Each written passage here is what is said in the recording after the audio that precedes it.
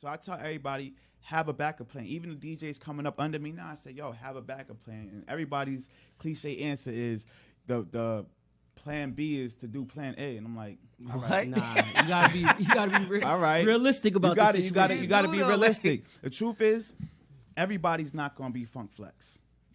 Okay. Everybody not gonna be 50 and 60 and still be on radio. Everybody not gonna make it to the radio. There's only but so many seats to get on the radio in New York City.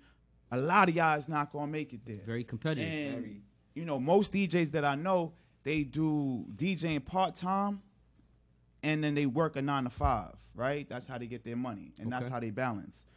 Everybody can't do this full time because it's like it's a hustle, man. There's days where you don't know where the money coming from. You know what I'm saying? Things could get slow. Look at COVID. Things shut down. You don't know where the money coming from. Speaking of that, how did the pandemic affect you? Oh man, see, we jumping around. How did that? we gonna get there. But I just want to let everybody know, please have a plan B. A plan B. So my plan B was when I was approaching 30. I'm gonna get to the pandemic joint. I'm not gonna forget that. We're gonna get to the pandemic joint. So when I was approaching 30, I started filing. Matter of fact, around the age of 27. And this was instilled in me from one of my OGs, DJ Spider. And I know, Josh, you know Spider. Yeah. Right. Shout out to Spider, DJ man. Spider. We're going to be calling you soon. Yeah. We're going to be calling you soon. That I learned from DJ Spider. He was just like, yo, Sparkx, have a plan B. Have a plan B. Have a plan B. So I started filling out applications for a city job. Yeah. I was going to be a CO. Because I ain't want to be a cop. I ain't want to be on the streets like locking dudes up. You know what I'm saying? I don't want to do all of that. You know, plus too many people know me, bro. Like, I can't be outside. You know what I'm saying? So I'm like, yo, I'm going to do a CO job. You know, after 5 years, you get top pay. I could settle down, have a family, buy a crib. You know, do the American dream. Yeah. Right. I know a couple of people that do the CO. It's a stressful job. Shout out to my boy Mick. Shout out to my best friend Celeste. They do that. They say that shit is but it pays great. But they said that shit is the most stressful. Right. You have more. You see more for yourself. You know. Yeah. You see more for yourself. So I totally understand why you wanted to pursue this. So you know, I didn't want to. You know what it is? You could. The truth about chasing a hustle, and this is for rappers. This is for anybody creative. Like y'all know what I'm talking about when y'all have those broke days. Everybody been through it. You know, there's no cap. Like. Because you hustling and you grinding, it's not always going to be money. Mm-hmm. And those broke days will come. And those broke days, you're going to be like, damn, you know, if I was working 9 to 5, this would be easier. Because at the end of the day, 9 to 5, you clock in 9 o'clock. At 5 o'clock, you go home. You're not thinking about work. When you work for yourself, you're an entrepreneur. You grind for yourself. That's on your mind 24/7. Your mind don't stop thinking about how you gonna get this money. It don't stop. True shit, man. It don't stop. It's like, yo, right. You go to sleep thinking about how you gonna get money. You wake up thinking how you gonna go get the bag. It don't stop. You don't get a break. You don't get. There is no balance. That's why for me there was never a balance. It was always hustle. Because like. My mind couldn't balance. So at when I was getting to 30, you know, I felt like, yo, I did everything, most of what I wanted to do in the game, except like I didn't do major radio yet. Like I did radio because I was doing college radio for like 10 years. Okay. I did 90.3 in Long Island in Nassau County. That's over at Nassau College. They have a campus station over there. So I did that for like 10 years, but I didn't do major radio, right? I didn't do the Hot 97s, Power 105s, and everything else. I did internet radio, of course. I was at A-List Radio in the city. Okay. I was at DTF Radio. You know, so I was like, shout out to the people at DTF Radio. Word. So I was like, all right, you know, this is a good time to, you know, leave the game alone. But at the same time, I was working with Cardi. But at the time, Cardi wasn't like what I know her to be right now, right? She was still the girl in the clubs. Yeah. Okay? Right. She was just kind of starting with the whole music thing. And I was like, you know, I don't know where this is going to go. How did you link up with Cardi? Like, how did that? Before you even get to that, Cardi, that's a little early real quick. I still want to get back to you getting your fame, just you being a college club king. Yeah, how did that work? Because you mentioned I know DJ I'm over Spider. here just telling stories. Yeah, so now I just want I'm to tell y'all when I felt accomplished. Yeah. You know, but just more or less after I was touring and then got on radio on Hot 97, everything just kind of felt full circle. Like, you know, it's pretty much what you worked your whole career up to be. You know, chasing these goals, chasing these knocking goals, them down one at a time. I'm gonna tell you from a person that know you and seen you, and I heard you on the radio. I'm like, oh shit! Like, nah, it was a good feeling. Like, yo, I was like, I can oh definitely shit. agree to that. Yeah, like, it was one day, it was like 8:00 in the morning, and I'm driving on the Southern State. I'm like, yeah, that's Sparkx. Nah, it comes full circle because it's like, yo, you work your whole. This is what you dreaming about for 15, 20 years. You working your whole, you know, career just to have that one moment to say, yo, I did this. You know what I'm saying? Yes. So that's really when I felt accomplished. You know what I'm saying? But even still, I took it in stride. It wasn't like, oh my God, I can't believe I'm here. It was more like, it's about damn time. Yeah. You get what I'm saying? Like, you work so hard. It's like, it's about damn time. So I have not to cut you off. I just have a few things that I want to ask. I want to get back to your college days. Let's do it. You come up. Let's do it. How you actually got to where you at. Let's do it. So, college club king. What is that? All right. So basically, it just represented the fact that I was not only popular in the clubs, but also in the colleges.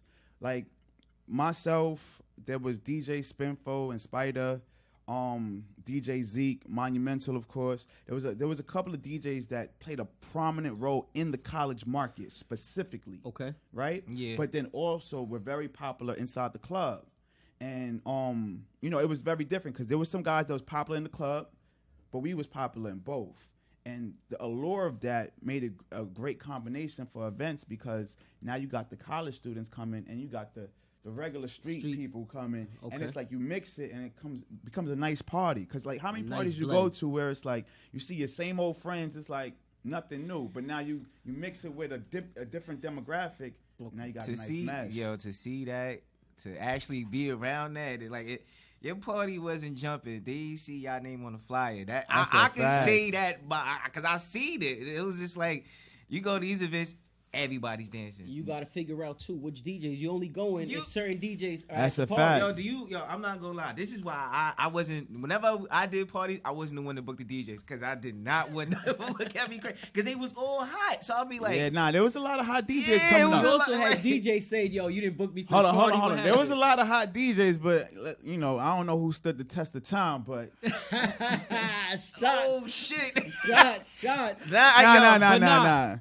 I can't hold you, son. Like it was I'm gonna say personally, there's a couple of them that didn't hold it. There's you know they had a great run though. They had a great run. Yo, the thing is with this game is you have to reinvent yourself every single time. There's so many times in my career I had to keep reinventing myself, reimagining what my brand is, to just kind of stay afloat. Speaking of reinventing yourself, right? How do you keep up on the latest music? You understand? Because I'm not gonna front like. I'm pretty sure you like this too. Like the new music is like, you know, like how do you get people moving anymore? Because you coming from college, let's just talk about your college experience. Everybody's dancing in college, absolutely. Compared to going to the nightclub, absolutely. People are just standing around. They absolutely. It's a model show now. Yeah. It's a well, they coming to do something different, right? They coming to catch a vibe. So college parties, they going to dance. These other parties. Grown folks, they trying to catch a vibe, right? Okay. See, the thing with music and like for the younger kids, right? When they hear the songs, they're going crazy. Why?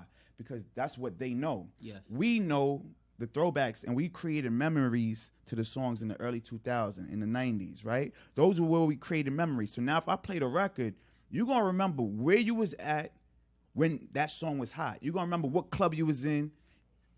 Subconsciously remember those things, and it's gonna hit you emotion like, oh nah, this joint right here, this used to be my joint. Can I ask you about one record? It was Swiss Beats. Yeah. No Money in the Bank. Yeah. That record right there.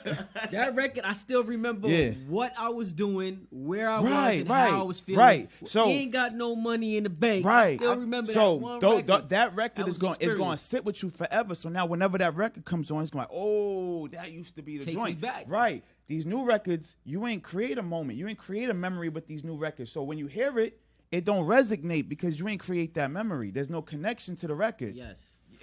But it's so crazy because like I be trying to get into this new music. Yeah. But it's like a hit or miss. It's weird. I don't want to feel like that old guy. Like sound like my father. It's all right. Like, it's all right. Yeah, this music nowadays, but I don't know what it is about this It's all music. right. I think the most, because we always gonna remember the 90s and the early 2000s, and when we was in college, those are gonna be the dearest memories to us. So the songs that played then is always gonna take precedent over the songs that's playing now, regardless what you do. True, don't even waste your time trying to be like, oh, I can't connect. Nah, listen to it. If you like it, you like it. If you don't sweat it. And that's why when we go to these parties, they really trying to catch a vibe. So if you're a really good DJ, you wanna create a moment. You wanna take them back to, yo, let's go to Nagasaki.